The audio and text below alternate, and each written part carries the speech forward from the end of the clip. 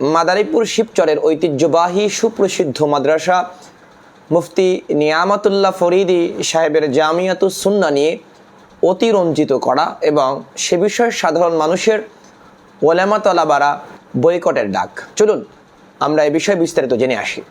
দর্শক, আপনারা জেনে অত্যন্ত মনক্ষুণ্ণ হবেন যে আজকের জামিয়াতুস সুন্নাহর মতন এত বড় ভালো মানের শিক্ষা কার্যক্রম, পাঠদানের সর্বদিক থেকে ভালো মানের একটি শিক্ষা প্রতিষ্ঠান, যেটিকে আজকে সাধারণ ওলামা তলাবা বয়কটের ডাক দিয়েছেন। তবে এখানে জ্ঞানী ওলামা তলাবারাই বয়কটের ডাক দিয়েছেন, মূর্খ ওলামা তলাবারা কখনোই সব বয়কটের ডাক দিবে না। তো জানি না আমি মূর্খ হলেও জ্ঞানীদের কাতারে কেমন যেন সামিল হয়ে গেছি, হইতে পারে তাদের কোনো সোহবাত কিংবা তাদের কোনো নেক নজর।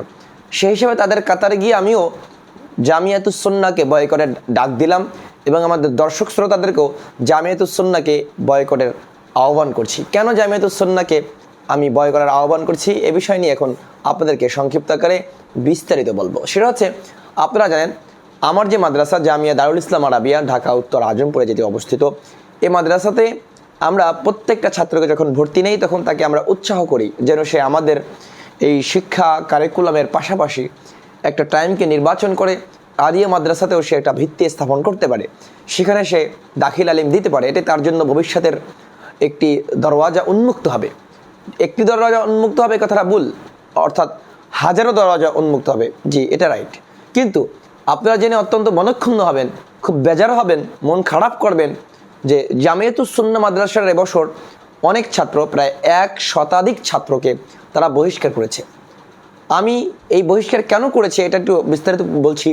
এই বহিষ্কার করার কারণ হচ্ছে, তারা হচ্ছে এবছর 2026 শিক্ষাবর্ষে তারা হচ্ছে আলিয়া মাদ্রাসায় কিংবা কেউ হচ্ছে স্কুল কলেজে তারা হচ্ছে এইচএসসি পরীক্ষাটা দিয়েছে, দাখিল এবং অন্যদিকে হচ্ছে এসএসসি পরীক্ষা, এটা হচ্ছে তারা দিয়েছে।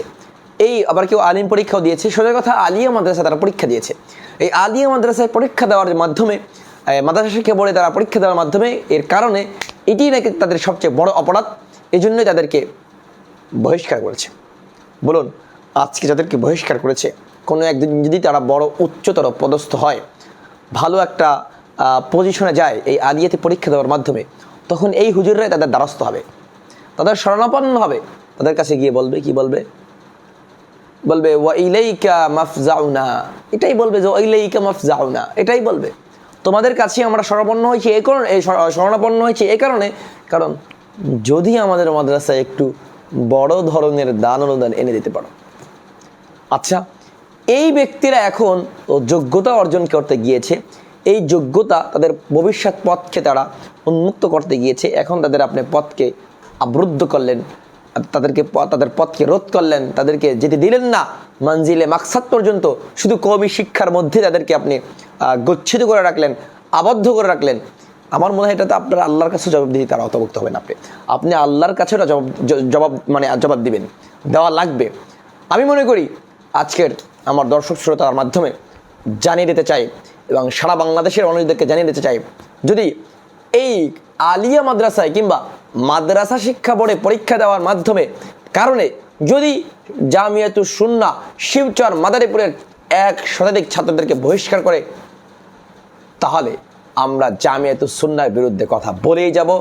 যতই তাদের কওমিভিত্তিক শিক্ষা কার্যক্রমগুলোর মান ধীরে ধীরে যত উপরে উঠুক না কেন, কিন্তু তাদের উপরের কওমি শিক্ষার মান উপরে উঠতে পারে, কিন্তু মানবতার শিক্ষার মান তাদের ধীরে ধীরে মিশে যাচ্ছে এবং সমাজ এবং বিজ্ঞানের তাদের যে একটা চাওয়া পাওয়া, এটা তাদের মধ্যে কিচ্ছু নাই। আধুনিক যুগের যে একটি চাহিদা, এটি তাদের কিছু নাই, রসব তলব কিচ্ছু নাই তাদের কাছে। এই জন্য আমি আহ্বান করব, রিকোয়েস্ট জানাবো, আসুন এই বহিষ্কার দ্রুতই আপনারা প্রত্যাদেশ করুন। এই বহিষ্কারকে আপনারা দ্রুতই উঠিয়ে নিন, তুলে নিন এবং ছাত্রদেরকে ভালোভাবে পড়াশোনা করার জন্য জায়গা কিংবা মন মানসিকতা করে দেন। এটা অবশ্যই আপনারা ভালো করে কাজ করেননি। এটা কখনোই মানবতার মধ্যে পড়ে না। একটা ছাত্র সে যেদিক যাক না কেন, সে একদিক থেকে কওমি মাদ্রাসার শিক্ষায় শিক্ষিত হচ্ছে, অন্যদিক থেকে আলিয়ার শিক্ষায় শিক্ষিত হচ্ছে। এটি তার জন্য ভবিষ্যতের বড় হাজার হাজার দরওয়াজা খুলে দেওয়ার একটি মাধ্যম, অথচ আপনি তারা সেই মাধ্যমকে অবরুদ্ধ করতে যাচ্ছেন। আপনি তাকে যত বড় এলেম দেন না কেন, যত বড় জ্ঞান দেন না কেন, কি হবে? সে মাদ্রাসায় পড়ে জাস্ট কি হবে চিন্তা করেছেন? 8,000 টাকা, 10,000 টাকা, 12,000 টাকা, সর্বোচ্চ 15,000 টাকা বেতন পেয়ে সে সংসার চালাবে, পরিবার চালাবে, নাকি নিজে চলবে? পরিবারের চারকায় তেল দিবে, নিজের চারকায় তেল দিবে? চিন্তা করেননি। আসসালামু আলাইকুম রহমতুল্লাহ।